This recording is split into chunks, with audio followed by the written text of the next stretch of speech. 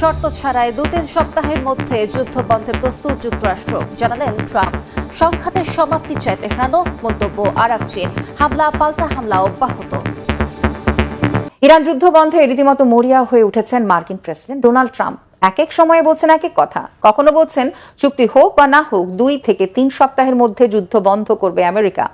আবার বলছেন ইরানই আগে যুদ্ধ বন্ধের অনুরোধ জানিয়েছে, তবে যুদ্ধ বন্ধে যুক্তরাষ্ট্রকে অনুরোধ জানানোর কথা অস্বীকার করেছে ইরান। সাফ জানিয়ে দিয়েছে একমাত্র ইরানের শর্ত পূরণ হলেই বন্ধ হবে যুদ্ধ।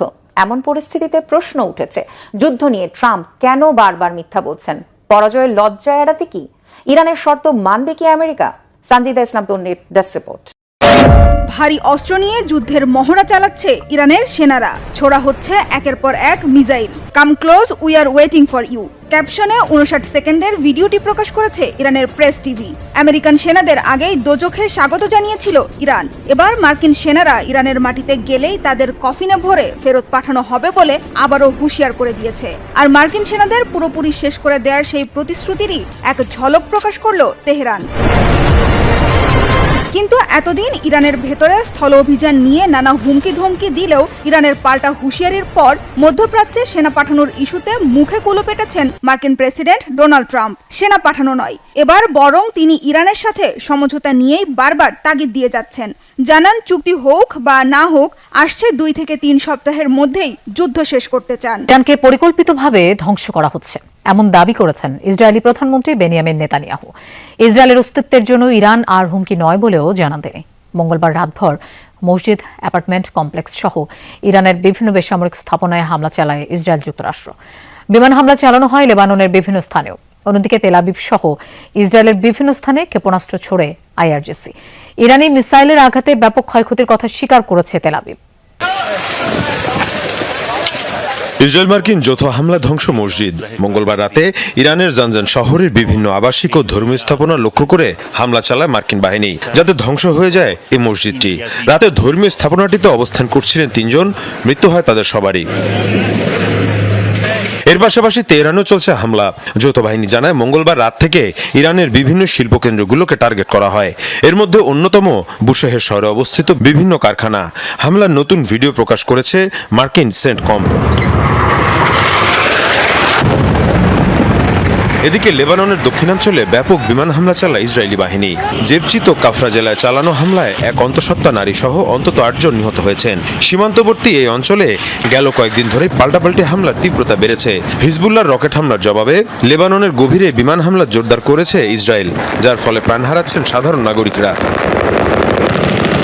এই অবস্থায় ইসরায়েলি প্রধানমন্ত্রী বেনিয়ামিন নেতানিয়াহুর দাবি পরিকল্পিতভাবে ধ্বংস করা হচ্ছে ইরান এবং এর শক্তিকে। আমরা পরিকল্পনা মাফিক অগ্রসর হচ্ছি।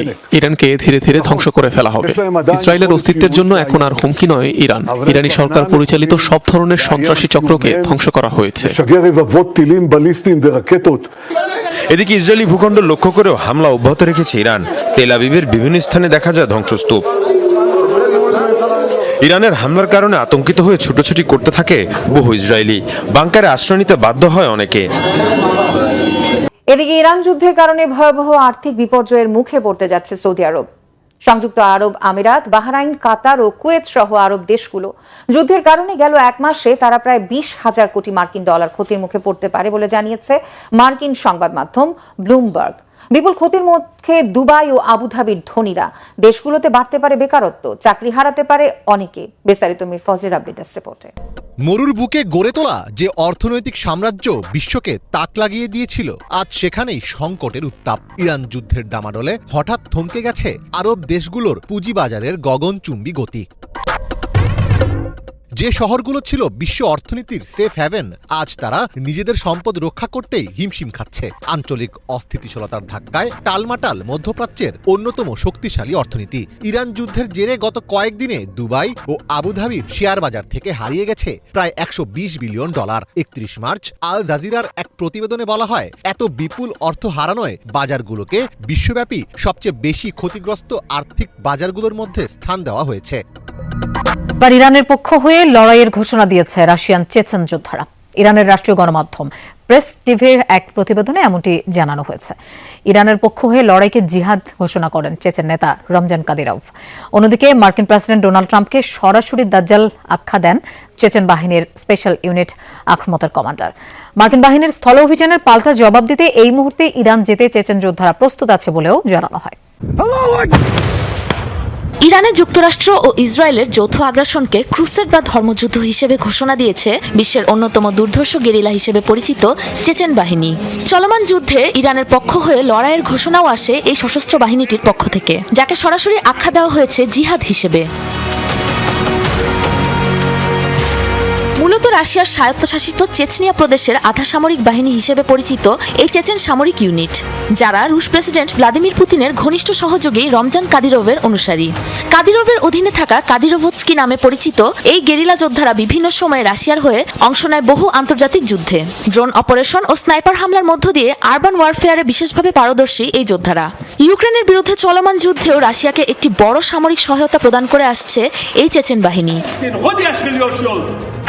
রাশিয়া অনুমোদন দিলে এখনই ইরানে পৌঁছাতে প্রস্তুত চেচেন সেনারা। এক ভিডিও বার্তায় এ ঘোষণা দেন চেচেন স্পেশাল ফোর্স আখমতের commander lieutenant general Apti Alaudinov. মার্কিন প্রেসিডেন্ট ডোনাল্ড ট্রাম্পকে দাজ্জাল অভিহিত করে তাদের সমস্ত আধুনিক অস্ত্রশস্ত্র নিয়ে ইরানের পাশে দাঁড়ানোর আশ্বাস দিয়েছেন এই গেরিলা কমান্ডার। অন্যদিকে কেবল সামরিক সহায়তাই নয়, এই যুদ্ধকে কেন্দ্র করে পুরো মুসলিম বিশ্বকে ঐক্যবদ্ধ হওয়ার আহ্বান জানিয়েছেন চেচেন প্রধান রমজান কাদিরভ।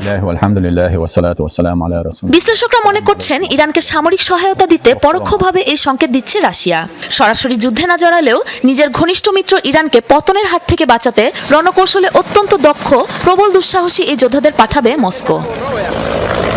মধ্যপ্রাচ্যে যুদ্ধ থামাতে নতুন করে কূটনৈতিক তৎপরতা শুরু করেছে পাকিস্তান ও চীন। বেইজিং এর বৈঠকের পর দুই দেশ 5 দফা প্রস্তাব দিয়ে অবিলম্বে যুদ্ধবিরতির আহ্বান জানিয়েছে। পাকিস্তানের পররাষ্ট্রমন্ত্রী ইসহাক দার ও চীনের ওয়াং ই সংলাপ ও কূটনৈতিককে একমাত্র পথ বলছেন। তবে যুক্তরাষ্ট্র ও ইরানের সরাসরি আলোচনার অগ্রগতি না থাকায় উদ্যোগটির সফলতা নিয়ে রয়েছে প্রশ্ন। ইরানের প্রেসিডেন্ট মাসুদ পেজেশকিয়ানও দিয়েছেন শর্ত। কি ছিল পাকিস্তান চীনের 5 দফা প্রস্তাব আর পেজেশকিয়ানের শর্ত?